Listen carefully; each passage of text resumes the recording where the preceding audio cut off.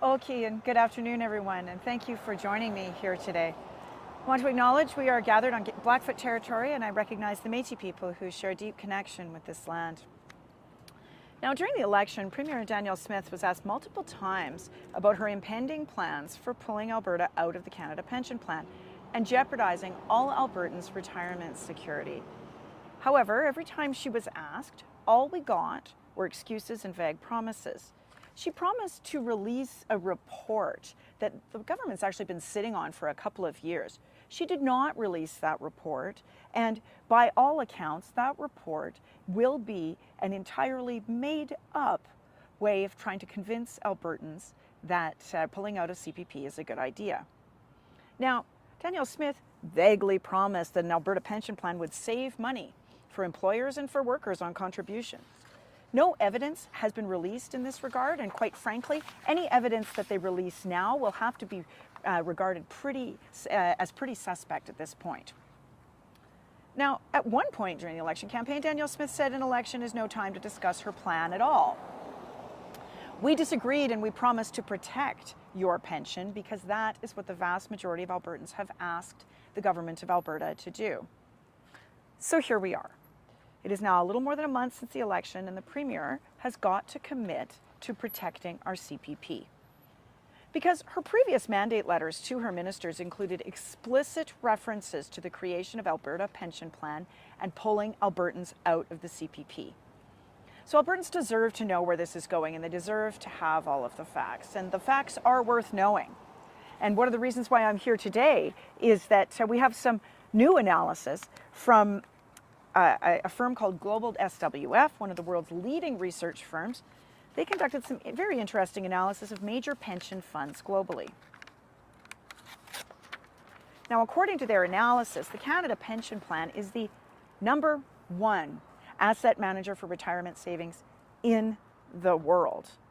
First, as in it does not get any better anywhere in the world. They also looked at AIMCO, they looked at the Ontario Municipal and a few other pension funds.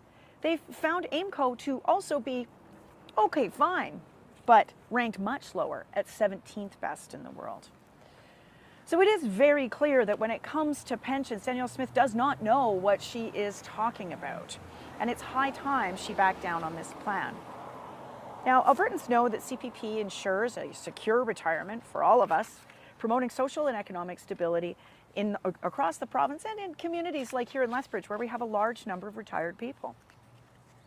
There is that reliable and predictable source of income during retirement, and by pooling contributions from workers across Canada, and now for 60 years, the CPP has that strong foundation for retirement security.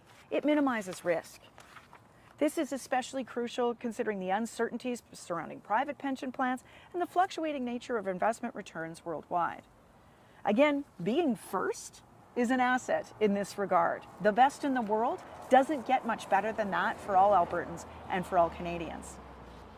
But the CPP also importantly provides portability and flexibility for individuals who relocate within Canada.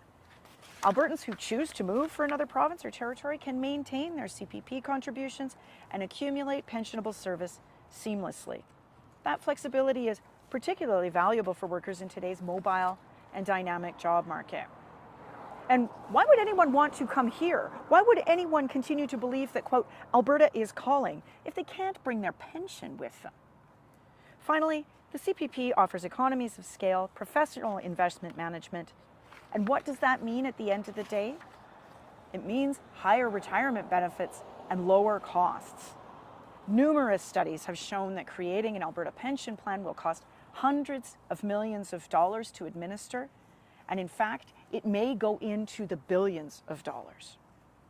That could jeopardize returns. And the fact of the matter is that 4.5 million Albertans is not 40 million Canadians. There is an economy of scale that Alberta simply, by virtue of the fact that we have 4.5 million people here, we cannot achieve it like we can to the level of the CPP. So my message today is this. Our retirement is too important to gamble. And the CPP is absolutely the most risk-free investment that all of us are making right now in our own retirement security. So the Premier needs to also de-risk our retirement, de-risk the retirement of all Albertans who want to move here, maybe want to go work somewhere else for a couple of years, folks who are looking to relocate to Alberta. The Premier should just come out right now and say yes or no. It's time to end the speculation. That is also bad for the CPP and their ability to plan and make investment decisions for the $500 billion of assets they have under management around the world. So staying in the CPP, we can contribute to the strength and stability of all of the province's pension system. This isn't Ottawa's pension system. The CPP is a creature of the provinces, while ensuring a prosperous and dignified retirement for us all. By leaving, we risk everything on Danielle Smith's judgment, which I don't think we have to reiterate is just another risky gamble. Thank you, and I'll be pleased to take your questions. No, you're good. Please state your name and outlet, and then you can ask your question. Al Bieber, Lethbridge Herald. Just out of curiosity, how many Albertans right now do you think would be affected if the CPP was dropped and we had to start dealing with an Alberta pension plan? Well, this is a multi-year process. Pulling out of the CPP is more complicated than changing the Constitution. And the reason it is that way is that it was set up that way in order to protect against rogue political actors. Well, right now we have a rogue political actor on our hands in Danielle Smith, and that's why she should just commit to abandoning this risky scheme. So this is a multi-year process. It takes 3 years to even begin negotiations. So this is a make-work project for lawyers as well. Some estimates go into the billions of dollars for the kind of liability that Alberta will have to take on, right? Because we have a CPP liability that we need to ensure that we are taking care of. Plus, all of the back-end administration is astonishing how much work would have to be done to ensure that portability and to essentially stay within the confines of the Act. Also, too, there would be legal challenge after legal challenge, likely from the other provinces in terms of the formula for how Alberta leaves. And that's why I say that this report that the province has been sitting on for a couple of years, and they didn't want to release during the election. That's why I say this report is very likely extremely torqued. The formula to pull any province out of the CPP is 60 years old, and there is going to be a lot of legal wrangling on who is owed what and where and how.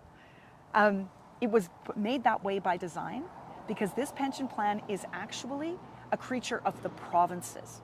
We're not sticking it to Trudeau by doing any of this. We are making life more difficult for our friends and family in Nova Scotia to think about taking a job here in Alberta and vice versa.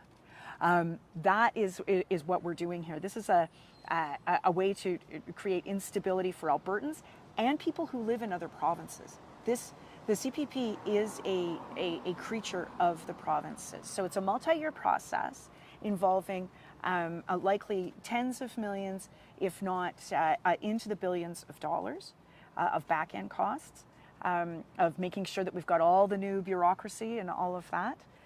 Meanwhile, we're talking about losing 5 to 10 years of investment planning decisions and that stability for all Albertans and all Canadians on how our premiums right now are invested.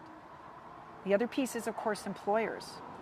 You know, often Danielle Smith will point to Quebec and say, oh, well, Quebec has one. Well, 60 years ago, they also embarked on this journey. And at that time, yes, they, for a period of time, a brief period of time, had lower premiums than the rest of us. Now they have higher premiums, especially for employers. And that's because things change over time and they are a smaller pool. We don't want those kinds of risks to employer contributions as well. And we certainly don't want that kind of risk for people who are retired now or even who might be looking at retirement within the next 10 or 15 years, because that's how long this nonsense will take to play out.